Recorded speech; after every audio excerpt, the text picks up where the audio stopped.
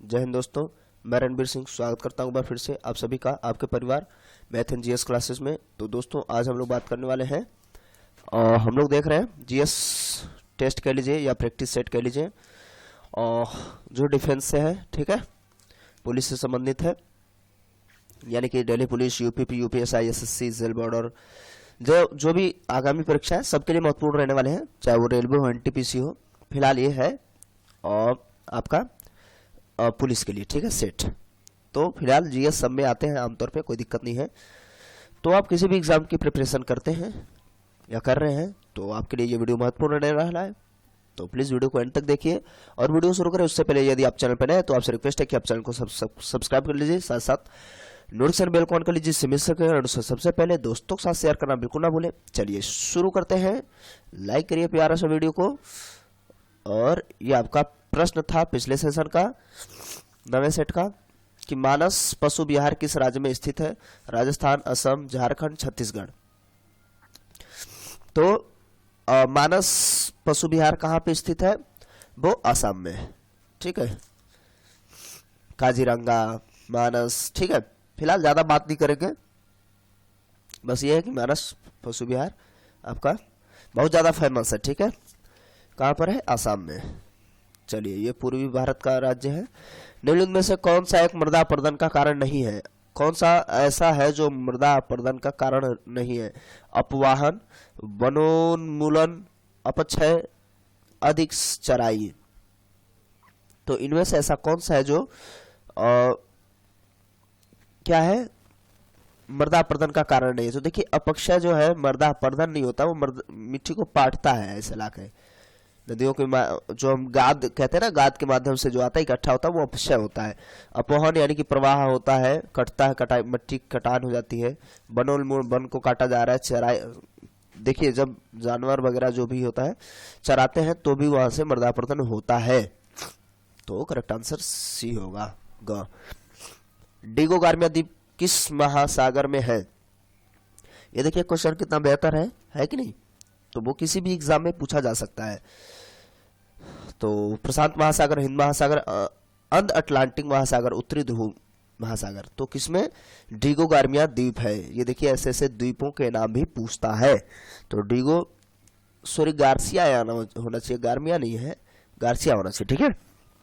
तो ये जो है भूमध्य रेखा से दक्षिण में हिंद महासागर में ही अवस्थित है, ठीक है। लेकिन कहाँ है? भूमध्य रेखा से साउथ वाले हिस्से पे, ठीक है, डिगो। और इसे हम केरल द्वीप भी कहते हैं, ठीक है, केरल द्वीप।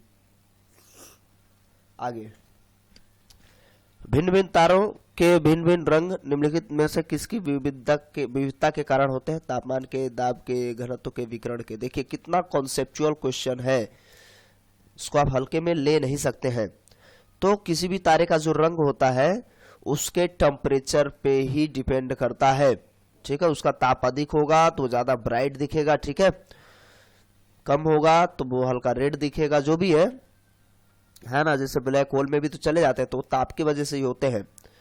तापमान बढ़ता है, जैसे अपने आप बल्ब होता है, लाइट अगर 100 वाट वाला बल्ब जलता था, तो यदि लाइट कम होती थी तो देखिए कैसे लाल लाल सा जलता था। लाइट बहुत अधिक है, बढ़िया है लाइट, तो बिल्कुल व्हाइट सा जलने लगता था।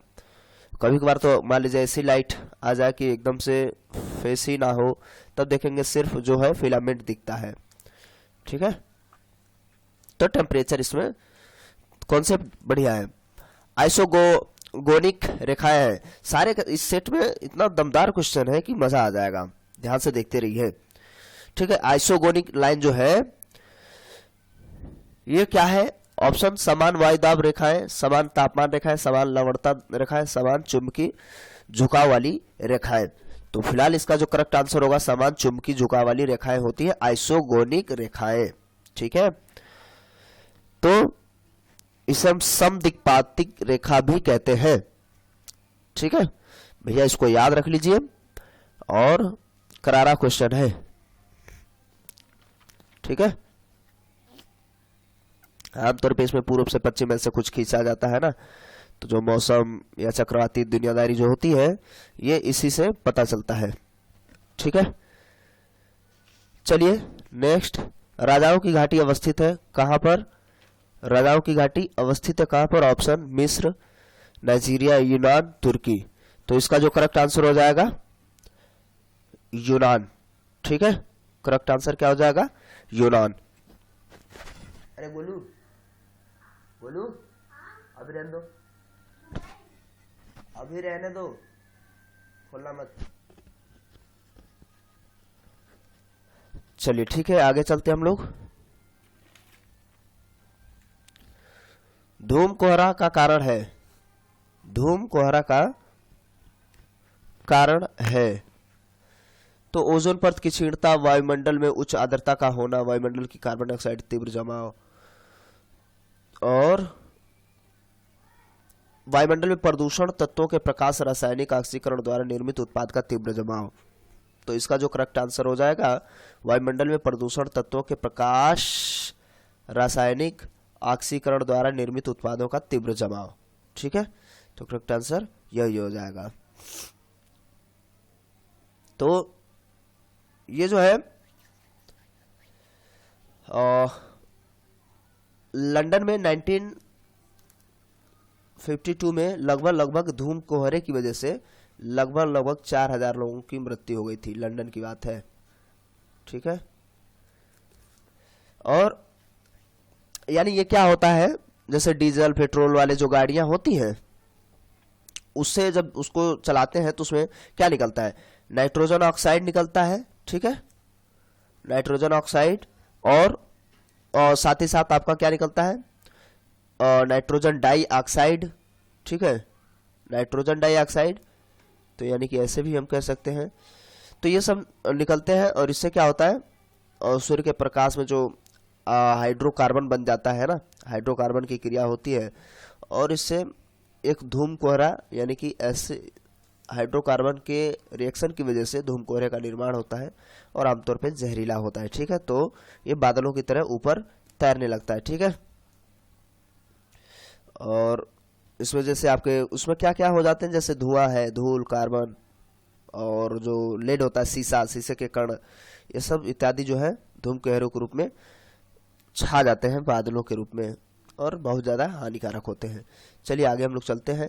सैक्रामेंटासन जुआकिन घाटी, जो अमेरिका में अंगूर एवं सिट्रन नींबू वंश फलों के उत्पाद के लिए विख्यात है, अवस्थित है। अब इसको आप क्या कहेंगे, इसके बारे में किस में आ सकता है? तो ये किसी में भी आ सकता है, चाहे वो कोई भी लेवल हो, A grade, B grade, C grade, D grade, जिस भी लेवल का एग्जाम हो, सब में ये महत्वपूर्ण है।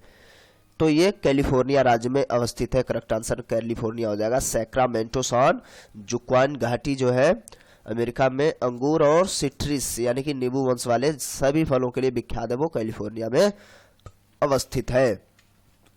भारतीय राष्ट्रीय के विषय में निम्नलिखित कथनों पर विचार कीजिए। ठीक है, तो इसमें क्या है,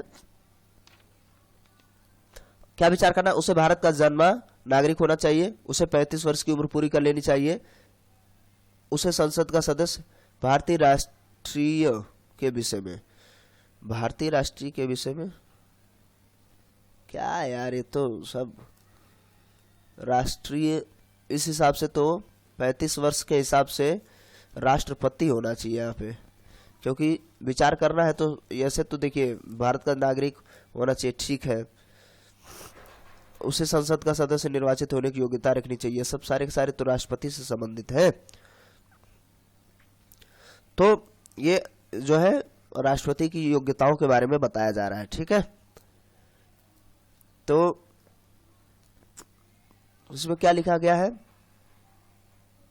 उसे भारत का नागरिक, भारत का जन्मा नागरिक होना चाहिए, 35 वर्ष की उम्र पूरी कर लेना हो, कर चुका हो, और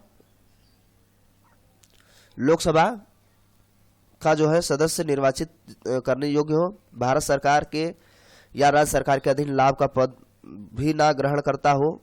ठीक है, तो ये सब हो जाएंगे। तो यहाँ पे देखिए भारत का नागरिक हो, जन्मा हो या ना, ये कॉन्सेप्ट थोड़ा सा गड़बड़ है। तो इसलिए जिसका जो करेक्ट आंसर होगा, अब पता नहीं इसमें क्या है यार, निम्नलिखित कथनों पर विचार करना है, इनमें से कोई नहीं क्या गलत है सही है। मेरे हिसाब से अगर गलत चुनेंगे हम लोग, एक चीज, संसद का सदस्य सही चुनने के लिए ही होगा। ये 35 वर्ष देखिए लोकसभा के लिए है, ठीक है, भारत का नागरिक हो, तो ये गलत हो जाएगा। जन्मा हो ऐसा कोई नहीं है। संसद का सदस्य यानी कि उसमें कहा गया है कि वो लोकसभा का सदस्य निर्वाचित होने योग्य हो और किसी भी सरकारी नौकरी कोई भी ना कर रहा हो। तो ये सब चीजें 58 में दी गई हैं। तो ये करेक्ट आंसर 35 वर्ष की उम्र वाला ही सही है। कुछ पूरा सेंटेंस नहीं था। रात में तारे चमकते हैं, ये तो बहुत ज्यादा क्वेश्चन पूछता है। क्यों चमकते हैं भाई? अनेक अपवर्तनों के कारण, अनेक परावर्तनों के कारण पृष्ठ तनाव की प्रक्रिया बहुहरासमात द्विध्रुविक। तो कुल मिलाकर करेक्ट आंसर हो जाएगा अपवर्तन। प्रकाश का अपवर्तन होता ऐसे ऐसे, ठीक है, तो इसे हम कहते हैं रात में तारे चमकते हैं, ठीक है। प्रकाश का प्रकीर्णन होने लगता है अपवर्तन होते समय, तभी ये जो है तार में रातों में तारे चमकते हैं। लास्ट, द्रव चालित मशीनें किस सिद्धांत पे काम करते हैं? जो भी द्रव चालित हो, डीजल, पेट्रोल, पानी, ठीक है, पानी से भी बन जाएगा, ठीक है, किस कॉन्सेप्ट पे काम करते हैं? न्यूटन के सिद्धांत पर, जूल सिद्धांत पर, पास्कल सिद्धांत पर, प्लवन सिद्धांत पर। तो इसका जो करेक्ट आंसर हो जाएगा वो पास्कल के नियम पर ही कार्य करते हैं द्रव चालित मशीनें सारी की सारी, ठीक है। पास्कल का नियम क्या है? न्यूटन सिद्धांत तो सब है, जूल सिद्धांत मतलब ताप वाला मामला है। तो ये जो पास्कल होता है, पास्कल मतलब क्या है? तो दाब के लिए होता है आमतौर पे, है ना, पृष्ठ तनाव के लिए पास्कल में माप किया जाता है। तो उसी के कॉन्सेप्ट पे काम करता है हमेशा, ठीक है। उसमें प्रेशर लगता है और चीजें उसमें चलने लगती है। जैसे कोई भी फ्यूल होता है, फिर वो मेरे हिसाब से उसमें जो है गैसेस बनते हैं, जैसे कोयले वाले में भी होता था।